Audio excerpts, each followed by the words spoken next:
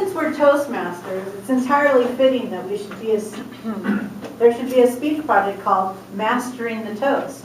In Project 1, Mastering the Toast, from Advanced Communication Series Manual, Special Occasion Speeches, Lloyd Smith, to us and to the U.S.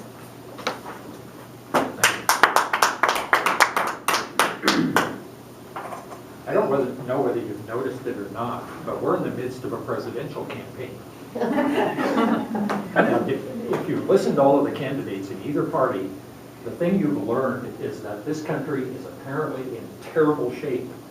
There are a few rich people who are crushing the spirits and the will and the survival of all the rest of us. There are people who disrespect us around the world. There are terrorists waiting on street corners to assassinate all of us.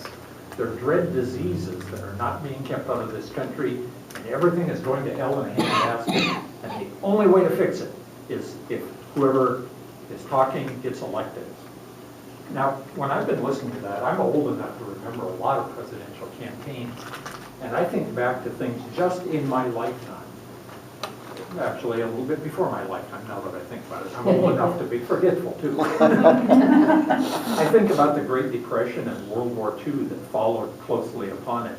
Those were existential threats. The U.S. could have been destroyed by both of those, and our parents and grandparents did not let that happen. They pulled us through.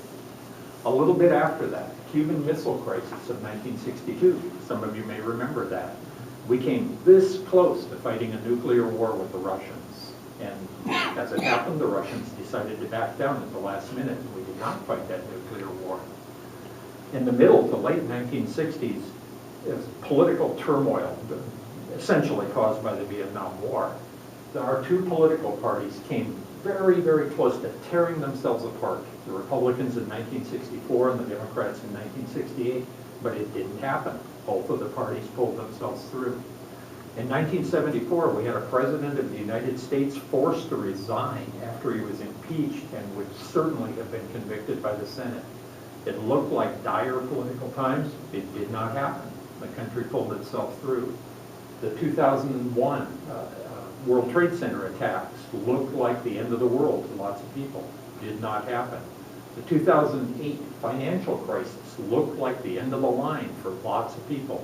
Did not happen. We pulled ourselves through. I have a lot of confidence in this country.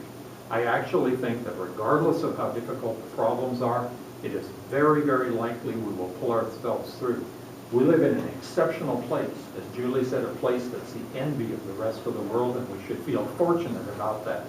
So I would like to propose a toast to us, to all of us in this room, and to the U.S. And a toast. We just made the wine.